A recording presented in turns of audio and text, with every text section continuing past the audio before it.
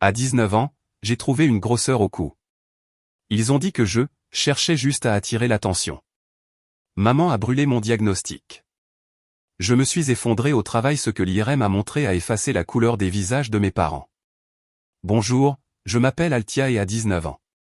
Le matin où je l'ai remarqué pour la première fois, le monde était encore à moitié endormi. Le givre s'accrochait au coin de la fenêtre de la salle de bain comme s'il ne voulait pas lâcher prise. Je venais de sortir de la douche, la vapeur s'enroulant contre le miroir, mes doigts massant le shampoing sur mon cuir chevelu quand je l'ai senti. Une bosse étrange, petite et dure, juste au-dessus de la base de mon cou. Au début, j'ai pensé que c'était peut-être un bouton ou un nœud dû à une mauvaise position de sommeil, mais ça ne ressemblait à ni l'un ni l'autre. C'était plus profond, plus ferme. Quelque chose à ce sujet me donnait la chair de poule, même si je ne pouvais pas expliquer pourquoi. J'ai continué à la toucher en me séchant les cheveux, ne sachant pas si je devais dire quelque chose. Je n'étais pas du genre à surréagir. Du moins, je ne le pensais pas. Mais dans notre maison, l'inquiétude était souvent confondue avec le drame. En bas, l'odeur de pain grillé brûlé flottait dans l'air. Papa était déjà à table avec la section des sports ouverte en grand comme une barricade. Maman faisait défiler son téléphone, les yeux vides. J'ai pris une profonde inspiration et je me suis glissé à ma place habituelle. Alors, j'ai trouvé quelque chose de bizarre ce matin, ai-je dit en touchant l'arrière de mon cou. Il y a cette grosseur. Maman n'a même pas levé les yeux. C'est probablement juste un ganglion enflé. Ne tire pas de conclusion hâtive. J'ai essayé de sourire, balayant ça d'un petit rire. Oui, peut-être. C'est juste que ça semble un peu différent. Papa a jeté un œil par-dessus son journal. Laisse-moi deviner, WebMD t'a dit que c'était en phase terminale. Je n'ai pas répondu. J'avais appris à présent que le sarcasme était leur forme de déviation préférée. Au cours des jours suivants, j'ai continué à vérifier la grosseur en secret.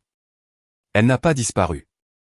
En fait, elle semblait plus grosse, un peu plus prononcée chaque matin, comme si elle revendiquait tranquillement sa place. Je me réveillais avant tout le monde juste pour l'examiner dans le miroir, en espérant que j'imaginais des choses. Mais elle était réelle et elle grossissait. Jeudi, alors que nous déchargions les courses de la voiture, j'en ai reparlé. Maman, cette grosseur dont je t'ai parlé, elle grossit. Elle n'a même pas cligné des yeux. Arrête de chercher des trucs sur Google, Altia. Tu vas te provoquer une attaque. Je ne cherche pas sur Google, ai-je commencé, mais papa m'a coupé depuis le Porsche. On va vraiment recommencer avec ça? Tu te souviens de la facture des urgences de l'année dernière? 300 $ pour qu'un médecin nous dise que tu étais anxieuse. Sa voix était plus forte que nécessaire, comme s'il voulait que les voisins entendent. C'était l'automne dernier. J'y étais allé pour des palpitations cardiaques et un essoufflement. Il s'est avéré que c'était une crise de panique. Il m'avait fait sentir comme une criminelle pour avoir même demandé de l'aide.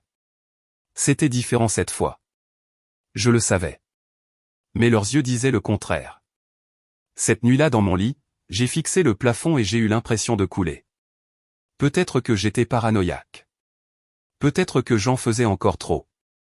J'aurais voulu le croire, ça aurait été plus facile, mais la grosseur continuait de grossir. Le mardi suivant, je pouvais la sentir quand j'inclinais la tête, une petite pression comme une pièce de monnaie appuyant sur un muscle. J'ai séché mon cours d'anglais de l'après-midi, pris le bus pour le centre-ville et marché 3 pâtés de maison dans la neige jusqu'à la clinique gratuite près de la bibliothèque. L'infirmière là-bas était gentille. Elle ne m'a pas fait sentir stupide de venir. Elle a appuyé doucement sur la zone et a hoché la tête. Vous avez besoin d'une échographie, a-t-elle dit. Et peut-être d'autres examens d'imagerie, mais je commencerai par là. Son ton était ferme, mais pas effrayant. Cela m'a donné de l'espoir pendant environ une semaine. Puis la facture est arrivée. Je l'ai trouvée nichée entre des publicités sur le comptoir de la cuisine, une enveloppe marquée Boulder Health Service. J'ai su instantanément ce que c'était. Mon cœur s'est serré. J'avais utilisé ma carte d'identité, pas l'assurance familiale, mais d'une manière ou d'une autre, il l'avait quand même envoyée à la maison. Ce soir-là, papa a claqué l'enveloppe sur la table de la cuisine comme une fusée de détresse. Qu'est-ce que c'est que ça, Altia? J'ai essayé d'expliquer. Je voulais juste m'assurer que ce n'était pas, alors, tu te faufiles dans une clinique et tu accumules d'autres factures. Tu crois que l'argent pousse sur les arbres? C'était 75 $, ai-je chuchoté. Il a ricané. 75 $ maintenant? C'est quoi la suite? Des IRM? Des opérations? Tu crois qu'on va payer la note chaque fois que tu as un chat dans la gorge? Maman regardait en silence, les bras croisés, sans croiser mon regard. Il s'est dirigé vers le frigo, a attrapé ses clés et est revenu. Carte d'essence coupée, compte joint bloqué. Tu veux gaspiller de l'argent pour tes comédies? Gagne-le d'abord. Mon souffle s'est coupé. Il ne criait plus. C'était pire. La finalité froide de son ton a clairement montré qu'il ne s'agissait pas seulement d'argent. Plus tard dans la soirée, je me tenais près de la fenêtre, regardant la neige s'accumuler sur les lampadaires. La cuisine derrière moi était sombre. Mes doigts touchaient distraitement la grosseur à nouveau. Toujours là, toujours en train de grossir. Je me suis souvenu de ce que l'infirmière avait dit sur la détection précoce, sur l'importance de ne pas attendre. J'ai pensé à l'échographie que je n'aurais peut-être pas, au scanner que je ne pourrais peut-être pas me payer, et à quel point il était facile pour eux de me qualifier de cassé pour ne pas avoir à s'occuper de moi. Je n'ai pas pleuré. Pas à ce moment-là. Je suis resté là jusqu'à ce que mes orteils s'engourdissent. Parce que cette nuit-là, j'ai compris quelque chose que je n'avais pas voulu admettre auparavant. Il n'allait pas m'aider. Et cela signifiait que je devais trouver comment m'aider moi-même. Je suis resté dans mon coin les jours suivants, errant dans la maison comme quelqu'un qui avait abusé de l'hospitalité dans sa propre vie. Je ne parlais pas beaucoup. Ni à mes parents, ni à mes collègues, ni même à l'infirmière qui a appelé et laissé un message pour programmer l'échographie. Je n'ai pas rappelé.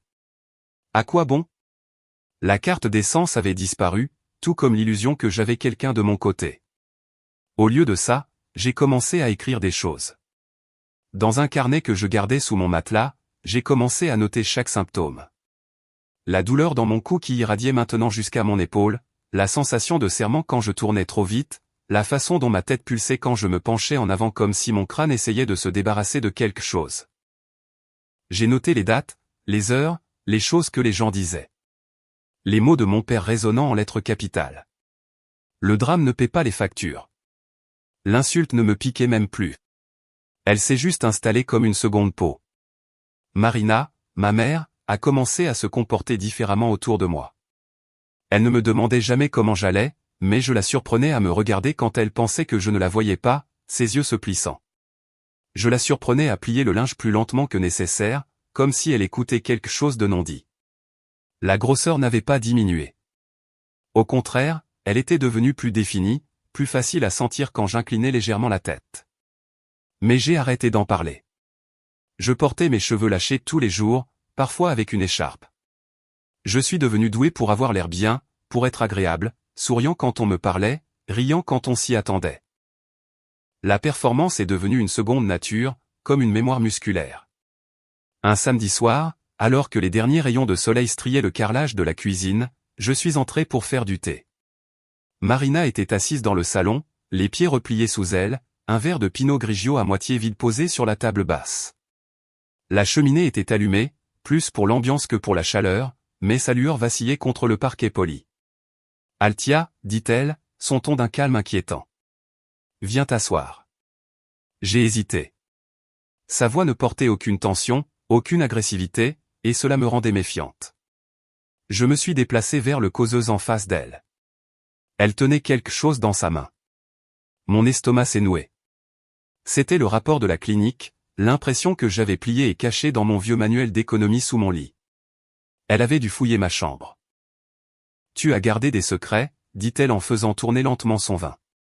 Je ne voulais juste pas d'une autre dispute, ai-je répondu à peine au-dessus d'un murmure. Elle a souri, les lèvres pincées, un sourire creux. « Tu as toujours eu un don pour le drame. » J'ai ouvert la bouche pour me défendre, mais elle a levé la main. « Tu penses que ça ?» Elle a brandi le papier, « aide ?»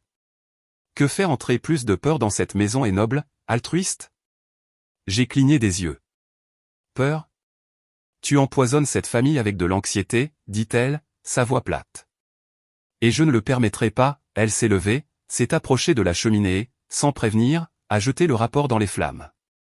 J'ai bondi instinctivement, mais c'était trop tard. Les bords se sont recroquevillés instantanément, l'encre s'effaçant tandis que la chaleur le consumait.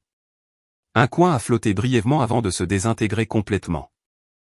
Tu ne contrôleras pas cette maison avec ta paranoïa, dit-elle calmement, enlevant un duvet invisible de son pull. Encore un coup comme ça et je considérerais ça comme un appel à l'aide, du genre psychiatrique. Elle n'a pas attendu de réponse, s'est simplement retournée et a descendu le couloir, son verre de vin toujours à la main, comme si elle n'avait pas tout juste détruit le seul document que j'avais. Je n'ai pas beaucoup dormi cette nuit-là. Mon esprit tournait, non pas de peur, mais de clarté. Cette grosseur n'était pas la seule chose qui grandissait. L'espace entre ce dont j'avais besoin et ce qu'ils étaient prêts à donner grandissait aussi. Le dimanche s'est passé sans incident. Je suis resté principalement dans ma chambre, écouteurs aux oreilles, faisant semblant d'étudier. Le lundi matin est arrivé et j'ai noué une écharpe serrée autour de mon cou avant de partir pour mon service à la librairie. Au travail, j'ai souri, j'ai dit à Linda que c'était juste un nœud musculaire, j'ai dit à mes collègues que j'avais mal dormi, je me suis dit que je pouvais tenir le coup jusqu'à ce que je trouve la suite. Je n'en ai plus reparlé à la maison. Au dîner, j'ai posé des questions sur la météo, j'ai commenté les lasagnes, j'ai ri quand papa a raconté une histoire de son bureau. J'ai joué le rôle et personne n'a remarqué la différence parce que je m'étais entraîné pour ce rôle toute ma vie. Mais en privé, chaque soir, j'ouvrais ce même carnet, maintenant caché derrière un panneau dans mon placard, et j'ajoutais à la liste croissante. 24 janvier, douleur aiguë en tournant à gauche. 27 janvier, engourdissement du bout des doigts de la main droite. 30 janvier, Marina a brûlé le rapport. Témoin, pas d'excuses, pas de reconnaissance. J'ai scanné les reçus, collé le bordereau de rendez-vous de la clinique, toujours froissé mais lisible. Même le message vocal que j'avais sauvegardé, la voix douce de l'infirmière disant « Nous vous recommandons vraiment de venir pour une imagerie bientôt ». Une nuit, en relisant la liste, je me suis arrêté sur une seule phrase et je l'ai réécrite encore et encore jusqu'à ce que l'encre traverse la page. La prochaine fois qu'ils me regarderont dans les yeux, je veux qu'ils voient les cendres. Au milieu de la semaine, la tension dans la maison s'était installée dans un étrange silence répété. Je faisais les choses machinalement comme un fantôme, silencieuse, mesurée, calculée. La douleur dans mon cou pulsait à un rythme régulier, un rappel que quelque chose en moi changeait, que quelqu'un le veuille ou non.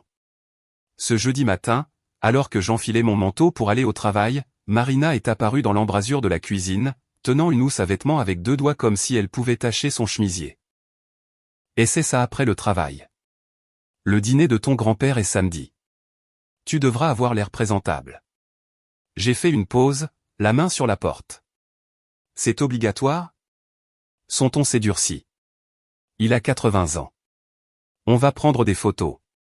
J'attends de toi que tu souris. Je ne suis pas sûr de me sentir d'attaque, ai-je répondu prudemment. Elle n'a pas élevé la voix. Elle n'en avait pas besoin. Alors fais comme si. Je n'ai pas discuté. Je suis juste parti. Le samedi est arrivé vite, enveloppé de neige fraîche et d'un froid qui s'infiltrait sous la peau, peu importe le nombre de couches que vous portiez. La maison bourdonnait de préparatifs. Marina avait mis la radio de la cuisine, réglée sur du vieux jazz, fredonnant en coupant des citrons pour les verres d'eau comme si nous recevions la royauté. En fin d'après-midi, elle m'a tendu une longue robe couleur vin.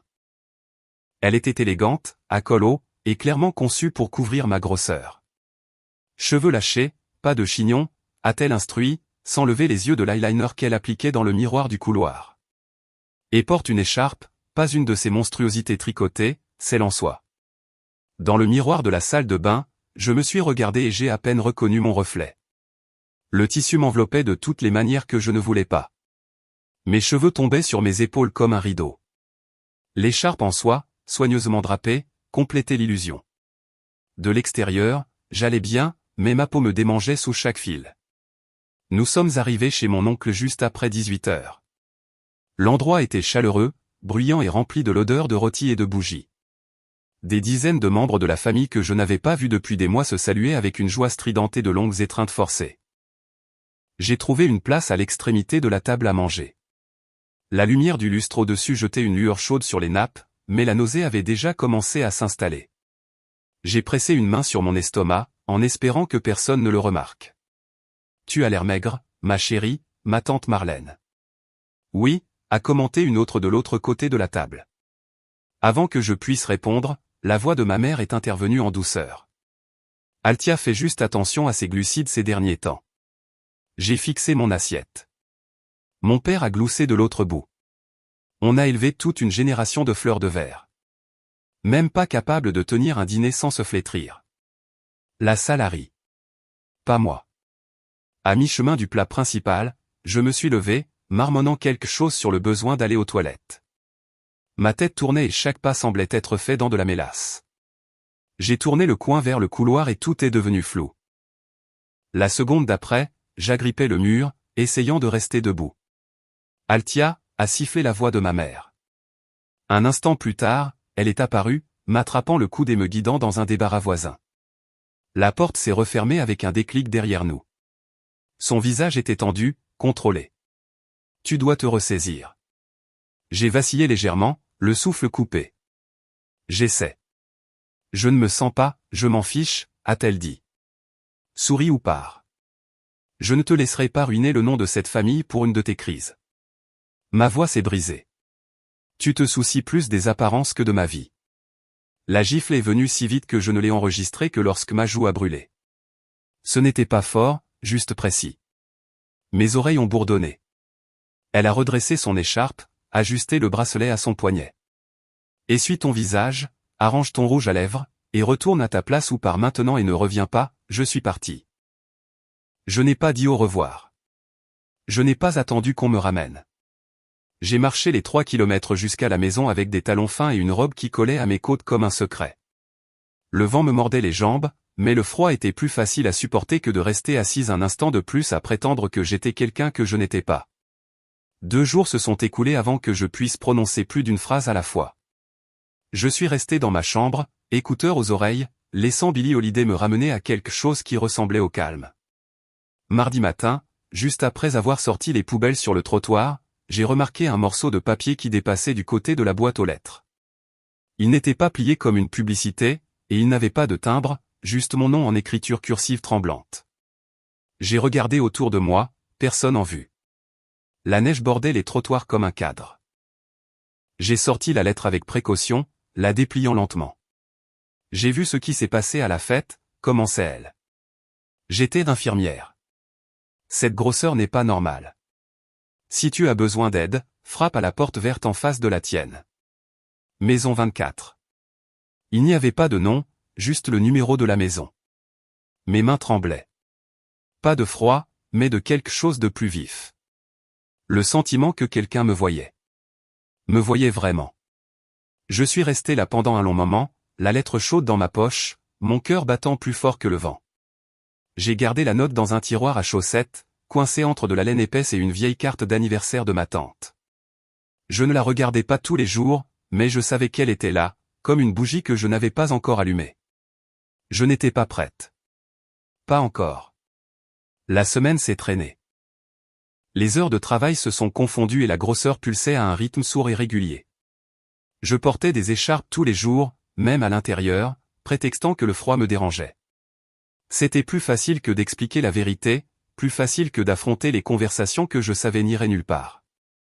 La mi-février avait apporté un froid implacable à Boulder, et le samedi est arrivé recouvert d'une douce couche de neige qui scintillait dans la lumière du matin. Je suis arrivé tôt à la librairie, les clés teintes et les doigts gantés alors que je déverrouillais l'entrée principale. Le monde semblait immobile, comme s'il retenait son souffle. J'ai rempli le frigo du café, essuyé le comptoir avant, puis je me suis dirigé vers la section fiction pour remettre les retours en rayon. Vers 10 heures, de légères averses de neige ont commencé à tomber devant les vitrines, dansant entre les voitures qui passaient et les piétons emmitouflés. À 11 heures, le mal de tête est revenu. Pas un mal de tête aigu, plutôt une pression qui montait régulièrement derrière mon œil gauche. J'ai cligné des yeux plusieurs fois, en espérant que ça passerait. Ça n'a pas été le cas. J'ai levé la main pour ajuster mon écharpe et j'ai senti une décharge de douleur descendre le long de mon cou, mes genoux se sont bloqués. Je me suis stabilisé contre la bibliothèque, agrippant l'étagère jusqu'à ce que mes jointures blanchissent. Altia, la voix de Linda flottait depuis la caisse. Je vais bien, ai-je répondu. Juste besoin d'une seconde. Mais je n'allais pas bien. Mon équilibre a vacillé. Le sol sous moi semblait basculer, et avant que je puisse parler à nouveau, la lumière au-dessus s'est fracturée en 1000 points tourbillonnants. J'ai tendu la main vers quelque chose, n'importe quoi, mais ma main a rencontré le vide. Puis tout s'est effondré sous moi. La chose suivante que j'ai enregistrée, c'était le froid. Pas seulement froid, mordant, humide, froid s'infiltrant dans mon manteau, ma robe, ma peau. J'étais dehors. Comment étais-je arrivé dehors? Il y avait des voix. Des bruits de pas crissant sur la neige. Quelqu'un criant, appelez le 911. Une autre voix plus près de mon oreille. Madame, vous m'entendez? J'ai essayé de parler, mais ma bouche n'a pas répondu. Je n'étais pas seul. Pour la première fois depuis des mois, les gens se déplaçaient pour moi. Pas loin de moi, pas contre moi, mais vers moi. La main d'une femme a trouvé la mienne, chaude et sûre. Vous allez vous en sortir. Restez avec moi. Le hurlement de la sirène de l'ambulance est arrivé comme une bouée de sauvetage, faible au début, puis plus proche. Le ciel au-dessus de moi s'est brouillé, est devenu gris, s'est tordu, puis j'ai de nouveau perdu connaissance. Quand j'ai repris mes esprits, des lumières fluorescentes clignotaient au-dessus de ma tête. L'odeur d'antiseptique remplissait mon nez. J'étais allongé sur un brancard d'hôpital, partiellement relevé, des fils partant de mon bras vers un moniteur à proximité. J'ai essayé de tourner la tête, mais la douleur a surgi instantanément. La grosseur était plus chaude que jamais. Un bip doux a ramené mon regard sur le côté juste au moment où une infirmière entrait, un presse-papier à la main. Mais ce n'était pas seulement elle. Mes parents étaient là. Ma mère se tenait près du pied du lit, les bras croisés, les lèvres pincées dans cette expression familière de déception. Mon père se tenait près de la fenêtre, parlant à un homme en blouse. Elle a des antécédents, disait Marina. Exagération émotionnelle. C'est déjà arrivé. J'ai ouvert la bouche, mais ma gorge était trop sèche pour parler.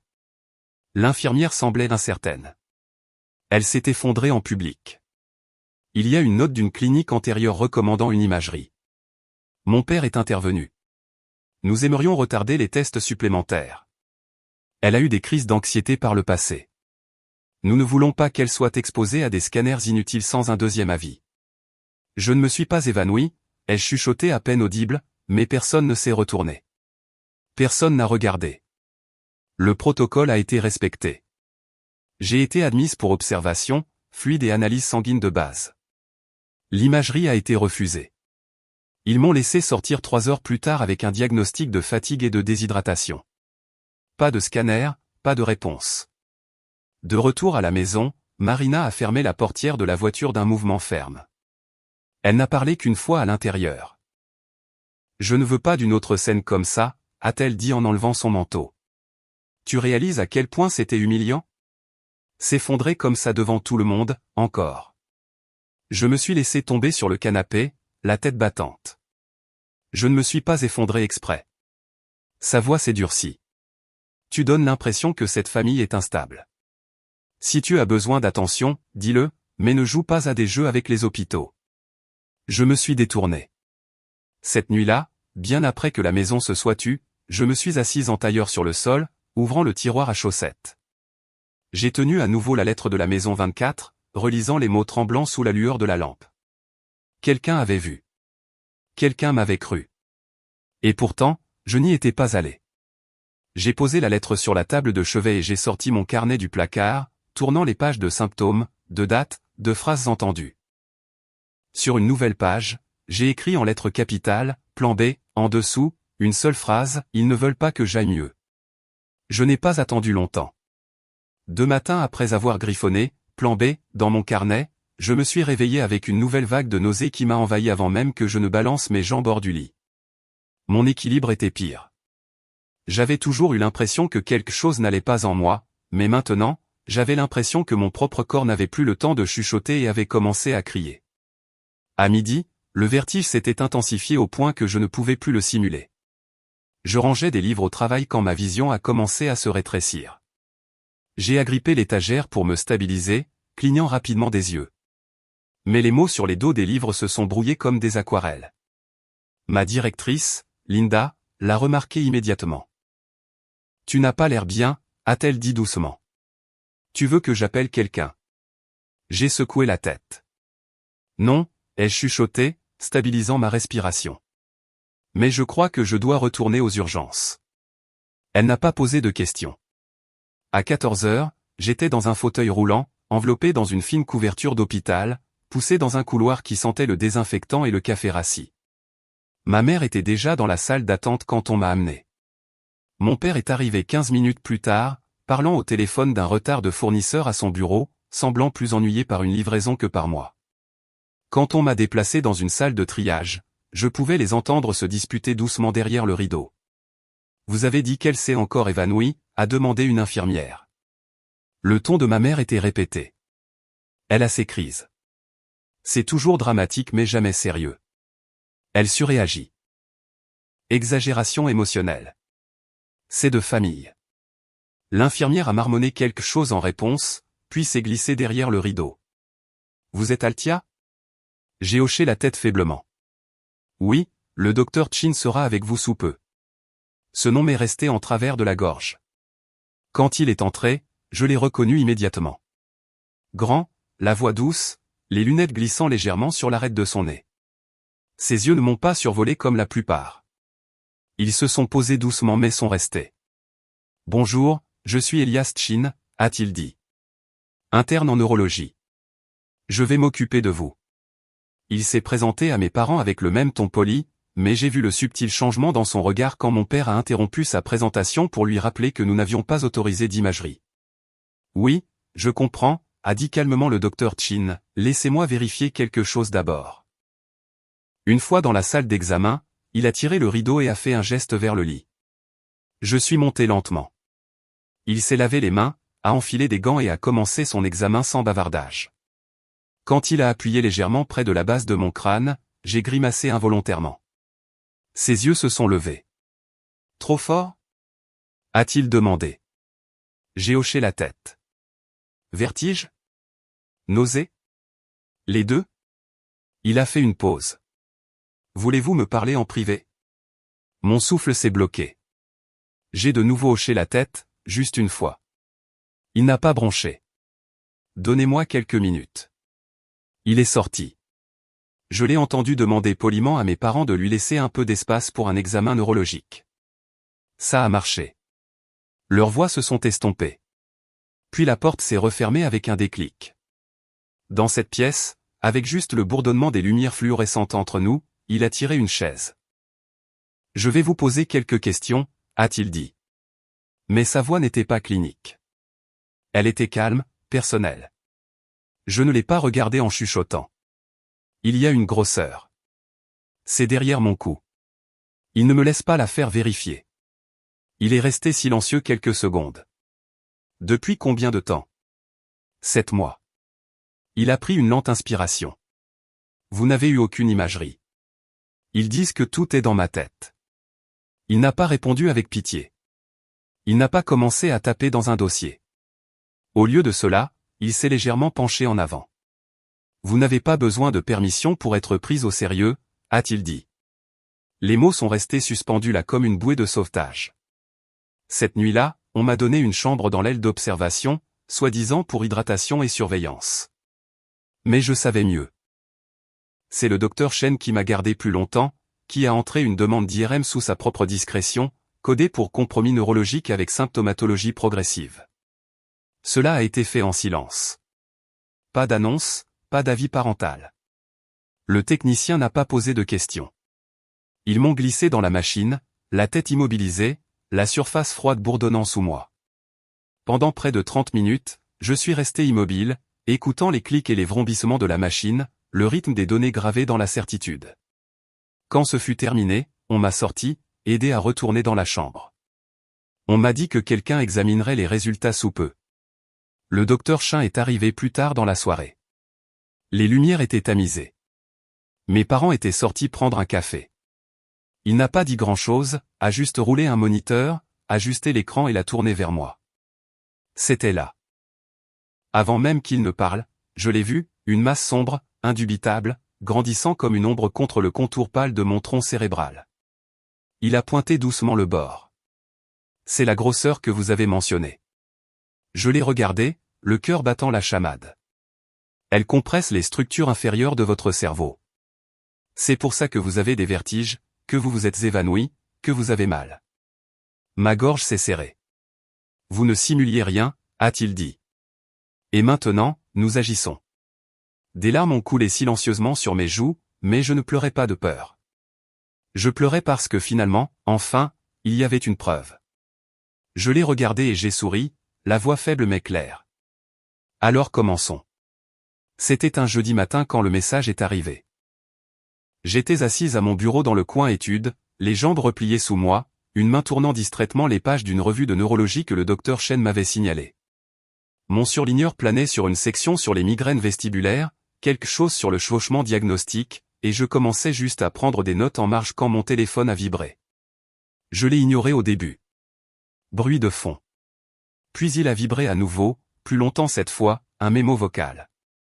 L'expéditeur, Nor, ma jeune cousine, 16, peut-être 17 ans maintenant.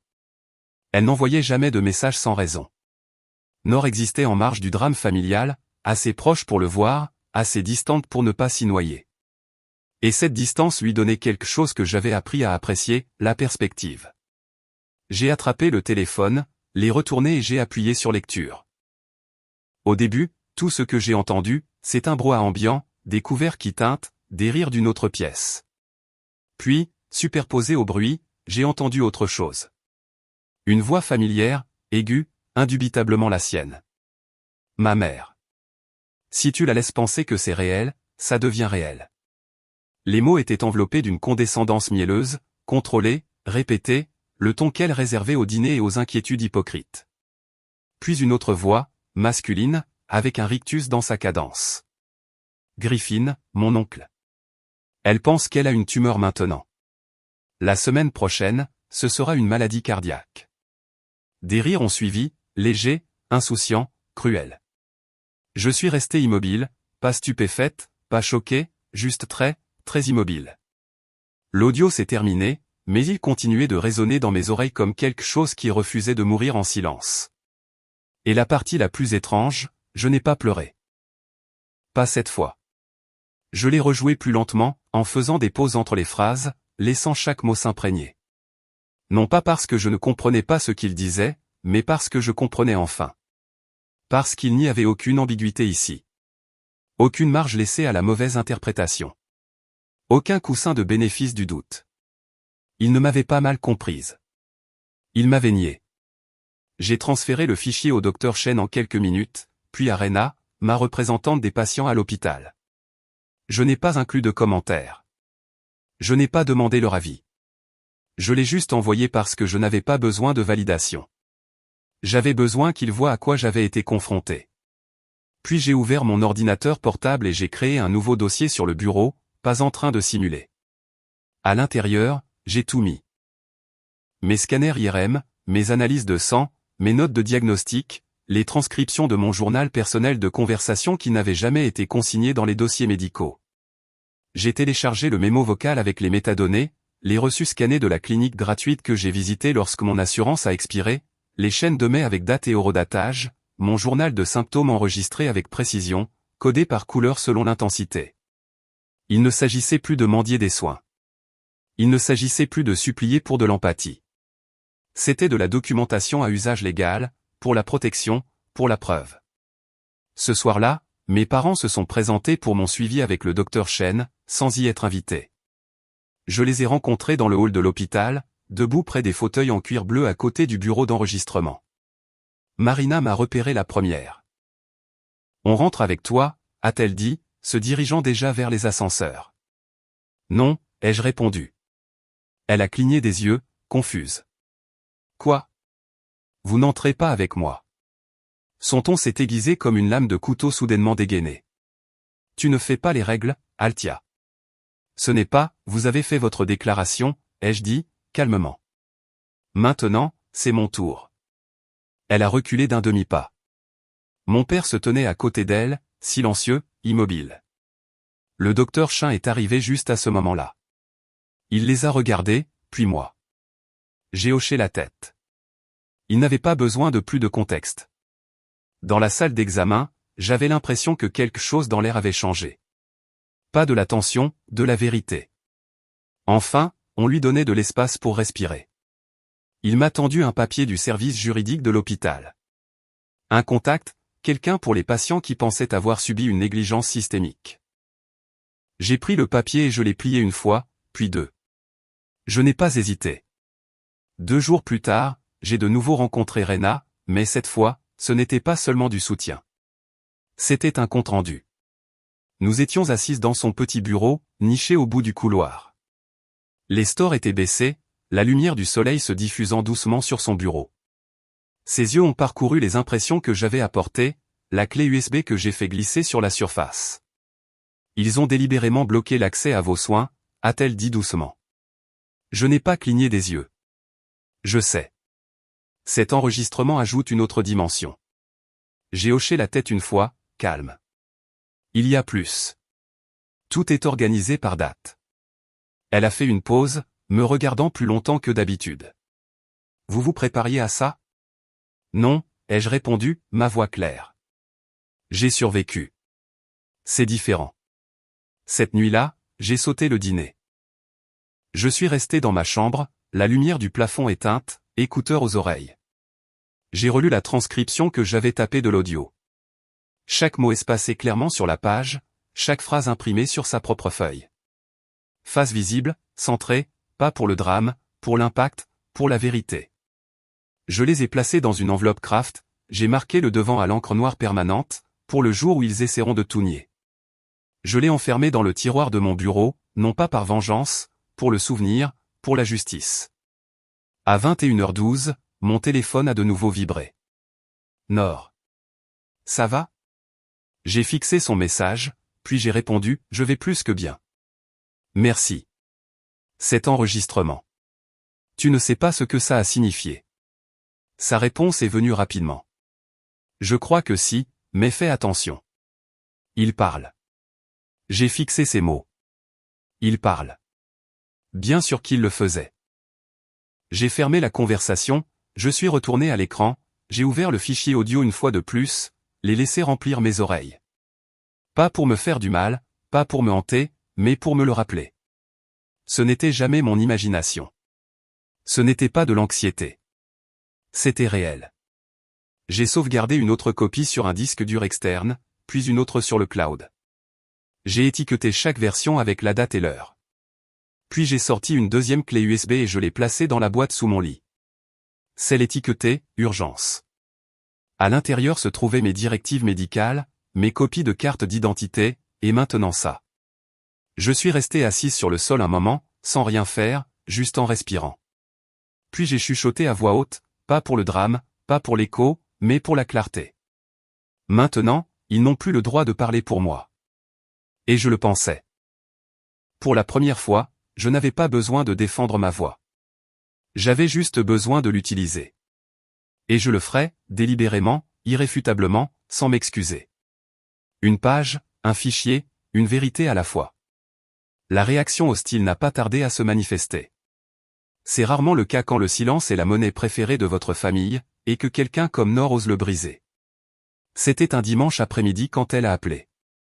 Je venais de finir de plier le linge, regardant la vapeur s'échapper de la tasse à côté de moi quand son nom s'est allumé sur mon téléphone. J'ai répondu rapidement, mais je ne m'attendais pas au son qui m'a accueilli, des sanglots bruts, à moitié étouffés. Ils m'ont coincé au brunch, a-t-elle chuchoté entre des respirations tremblantes. Ta mère et Griffin, ils ont dit que j'avais falsifié l'enregistrement. Je me suis redressé. Ils ont quoi? Ils ont dit que j'avais manipulé le fichier, que je propageais du poison dans la famille et mon père. Il est furieux. Il a dit que je nous avais embarrassés. Ma poitrine s'est serrée. Nord, tu n'as rien fait de mal. Elle a pris une profonde inspiration, essayant de se calmer. Ils veulent que je m'excuse publiquement. Que je dise que c'était une erreur, que j'ai mal compris ce qui a été dit. Qu'est-ce que tu leur as dit? Une pause. Puis, plus forte, je leur ai dit, vous ne protégez pas une famille. Vous protégez des mensonges. J'ai fermé les yeux un instant, submergé par une vague de fierté et de tristesse. Elle avait à peine 16 ans, et elle se tenait plus droite que des adultes qui auraient dû savoir mieux. Je suis vraiment désolé, ai-je dit. Ne le sois pas. Je savais ce que je faisais. Sa voix s'est encore affermie, comme si sa peur s'était transformée en clarté en plein appel. Mais tu dois faire attention. Ils parlent de prendre les devants, d'essayer de contrôler le récit. C'est comme ça qu'ils l'ont dit. Bien sûr qu'ils le faisaient. Après avoir raccroché, je suis resté assise en silence, écoutant le bourdonnement du sèche-linge. La même machine qui avait fait tourner mes chemises pendant des années sonnait maintenant comme un tambour de guerre dans une maison silencieuse. Nor ne méritait pas d'être celle qui encaissait les coups pour la vérité. Mais son courage a mis quelque chose de plus profond en lumière. Le temps du silence était révolu. 2 jours plus tard, alors que le soleil de l'après-midi plongeait derrière l'auvent de la librairie, je suis sorti de mon service pour trouver l'infirmière Rena qui attendait sur le banc près de l'arrêt de bus. Elle n'était pas en blouse aujourd'hui, juste un jean, un coupe-vent, les cheveux attachés en une tresse lâche. Je me suis approché prudemment. Quelque chose ne va pas? Elle a souri, doucement mais sérieusement. Non, mais j'ai quelque chose pour toi. Elle a fouillé dans son sac et m'a tendu une enveloppe Kraft. Je ne devrais pas faire ça, a-t-elle dit à voix basse, regardant autour d'elle. Mais je veux que tu l'aies au cas où ils essaieraient de te faire douter de toi-même à nouveau. Je l'ai prise, les mains stables. À l'intérieur se trouvait le rapport complet de l'IRM, signé, tamponné, daté. Les notes du radiologue étaient soulignées. Masse compatible avec un schéma de croissance prolongée, comprimant probablement les structures nerveuses crâniennes. Une intervention précoce aurait atténué le compromis neurologique. En bas, en petite écriture, il y avait une note du docteur Chen. Antécédent documenté de retard de soins. La patiente présentait des symptômes clairs. J'ai levé les yeux, la gorge nouée. Merci. Tu mérites mieux que le gaslighting et les murs de paperasse. Elle est partie après ça. Juste un signe de tête silencieux et une main sur mon bras. Mais l'enveloppe dans ma main pesait plus que tout ce que j'avais ramené à la maison ce soir-là. Je ne l'ai pas rouverte. Je n'en avais pas besoin. Je savais ce que cela signifiait. Ce jeudi-là, j'ai rencontré une avocate civile, Madame Anna Richter, la quarantaine, la voix douce, les yeux perçants. Son bureau sentait le citron, les dossiers et un optimisme prudent. Nous avons tout passé en revue, les scanners, les dates, les enregistrements, ma chronologie, le mémo de Nord, la copie de l'IRM. Elle l'a feuilleté avec une grâce exercée, puis m'a regardé.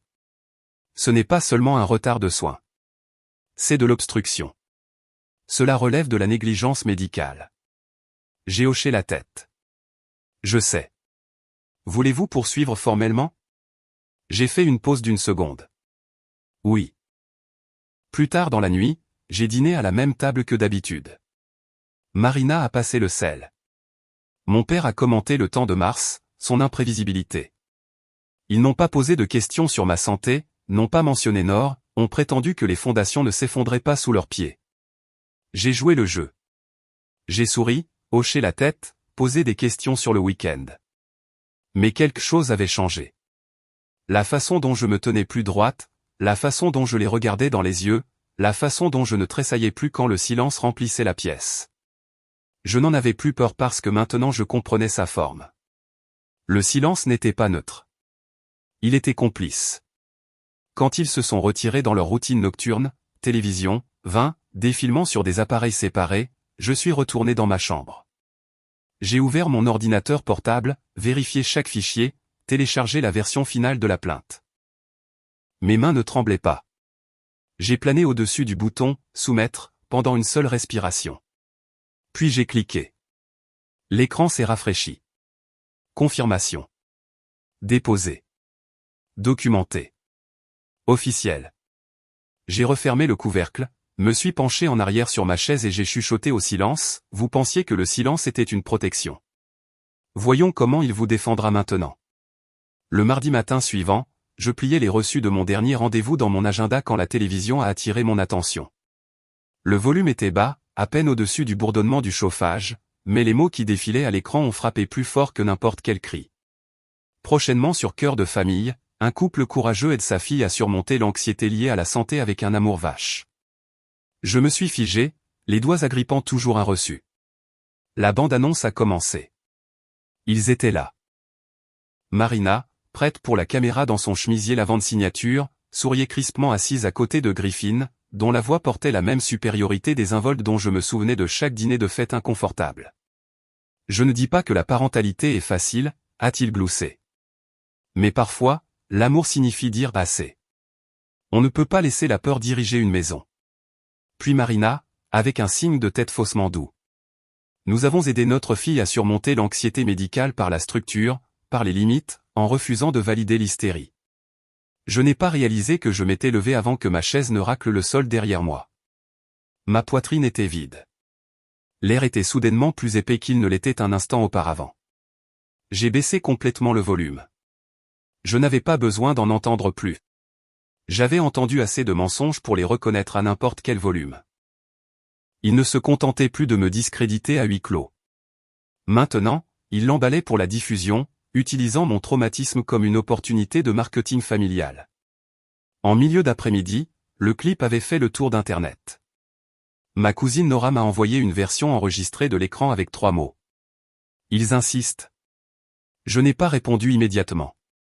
Je ne pouvais pas. Au lieu de cela, j'ai appelé le docteur Chen. Il a décroché après 2 sonneries. Je l'ai vu, a-t-il dit avant même que je puisse me présenter. Ne parlez pas à la presse. On va s'en occuper. Je ne vais pas à la télé, ai-je dit. Mais je ne vais pas me taire non plus. Il est resté silencieux un instant, puis a compris. Cette nuit-là, dans un coin tranquille du bureau de Rena, je l'ai regardé faire glisser une enveloppe scellée sur la table. Pas d'adresse de retour, a-t-elle dit. On nous a dit de la livrer directement au producteur. Je l'ai ouverte. À l'intérieur, il y avait tout, propre et précis. Une copie de mes scanners IRM, une lettre notariée du docteur et décrivant la chronologie des symptômes ignorés, mon enregistrement vocal original, des captures d'écran des rejets de rendez-vous, la plainte légale formelle.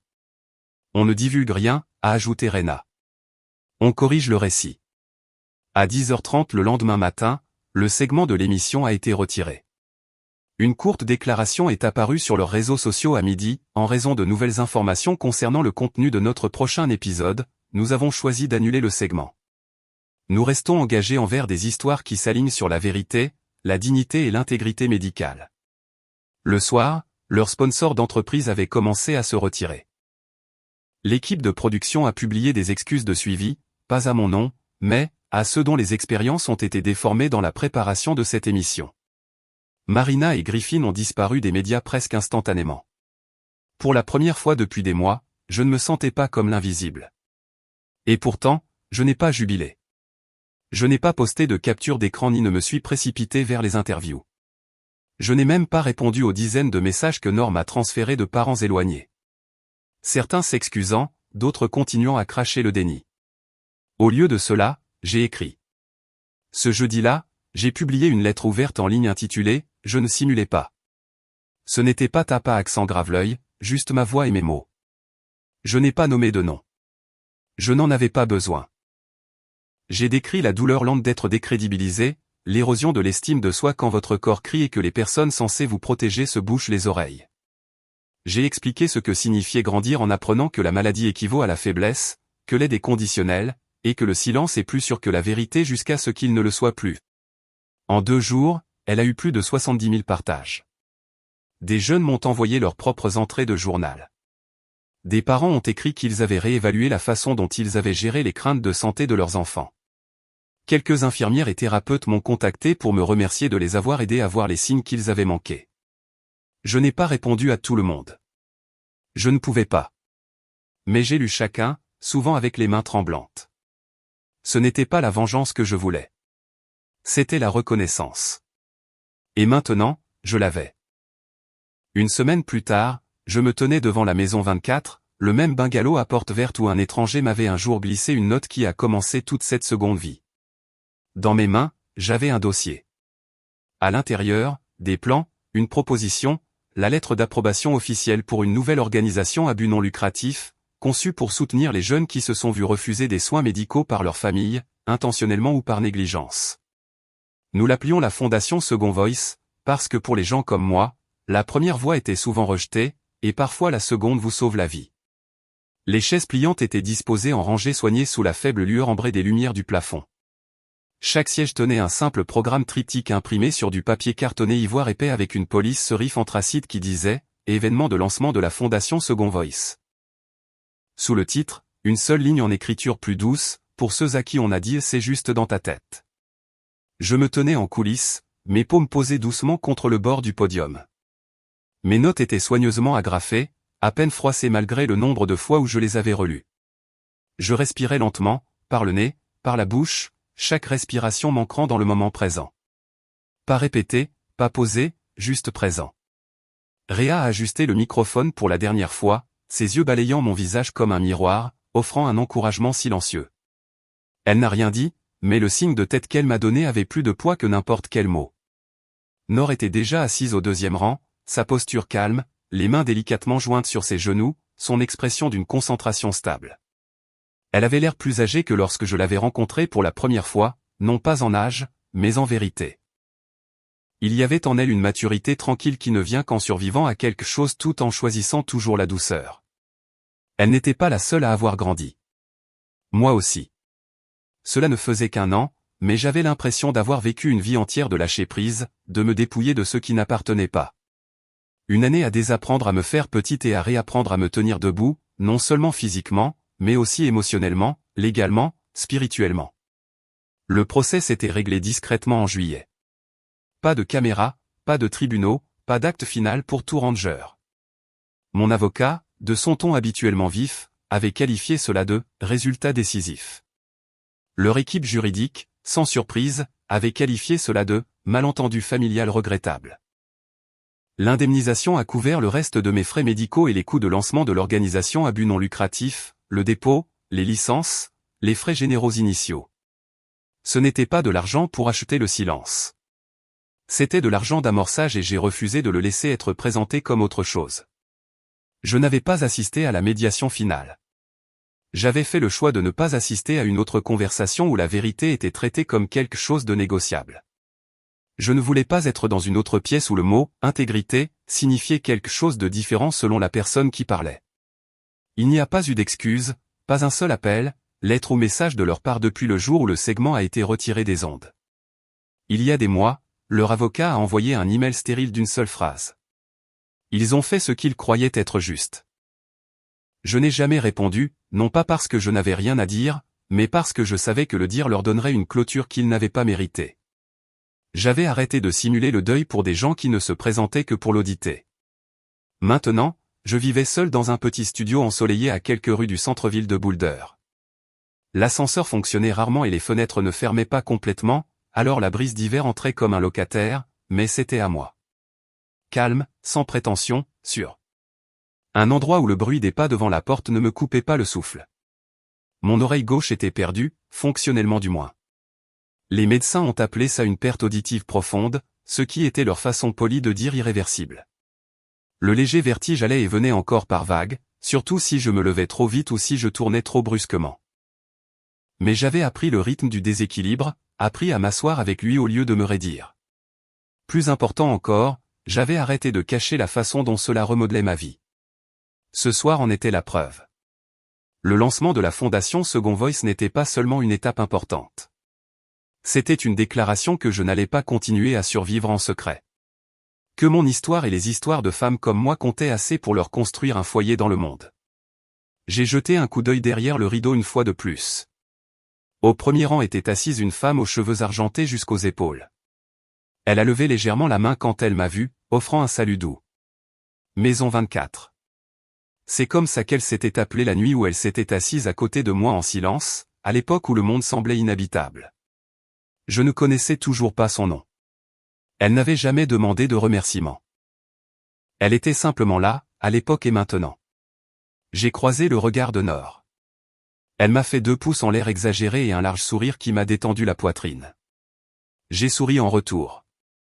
L'air a enfin pu entrer à nouveau. Un bénévole m'a tendu un verre d'eau. Je l'ai accepté d'un signe de tête silencieux, j'ai pris une petite gorgée, puis je me suis avancé juste au moment où les lumières se sont tamisées. Il n'y avait pas de musique, pas de fanfare mise en scène, juste le silence, et moi. J'ai marché jusqu'au podium et je n'ai pas lu le discours complet que j'avais écrit. Les fiches étaient là, agrafées et prêtes, mais je les ai à peine regardées. Ma voix savait où elle devait aller. Je ne suis pas une survivante parce que je me suis battue, ai-je dit, chaque mot clair dans le silence. Je suis une survivante parce que j'ai arrêté d'attendre la permission d'exister. C'était tout. C'était tout. La salle n'a pas éclaté en applaudissements tout de suite. Au lieu de cela, un long silence sacré nous a tous maintenus en place. Et puis, progressivement, un par un, la salle s'est levée, non pas pour le spectacle, non pas par politesse, mais par reconnaissance, compréhension, solidarité. Je n'ai pas pleuré. Je n'en avais pas besoin. Le moment était déjà complet. Alors que je retournais à mon siège, Nor s'est penché vers moi et a chuchoté, « Tu as toujours été destiné à faire ça. » Plus tard cette semaine-là, j'ai fait un court voyage seul. Juste un déjeuner à emporter, un journal et un sac à dos usé. Je me suis garé près d'un sentier que je n'avais pas emprunté depuis mon adolescence. Celui qui serpentait à travers les collines au nord de la ville et se terminait à un lac. Si calme qu'il semblait autrefois être un secret. À l'époque, j'avais l'habitude de venir ici à vélo après l'école. Avant que le bruit ne commence, avant que le monde ne commence à distribuer des cicatrices comme si c'était des souvenirs. J'ai atteint le lac en milieu d'après-midi. La brise était fraîche mais douce. L'eau scintillait sous un ciel qui ne semblait pas se souvenir de ce que j'avais survécu. Je suis resté longtemps au bord de l'eau. La cicatrice derrière mon oreille gauche a pris le vent. J'ai levé la main, le bout des doigts effleurant la peau. Elle était lisse maintenant, plus un souvenir qu'une blessure. Je n'ai pas pensé aux salles d'audience, aux talk-shows ou à l'écho des machines de diagnostic. J'ai pensé au silence, celui que je remplissais d'excuses et de doutes. Et à la voix que j'avais fait grandir à sa place. Une voix qui n'avait pas besoin d'être forte pour être vraie. Une voix que je vivais maintenant à voix haute. Je porte toujours la blessure, mais ce n'est plus elle qui raconte l'histoire. C'est moi. Parfois, les personnes qui sont censées nous protéger deviennent celles dont nous avons besoin de protection. Et quand la vérité est ignorée assez longtemps, elle ne disparaît pas.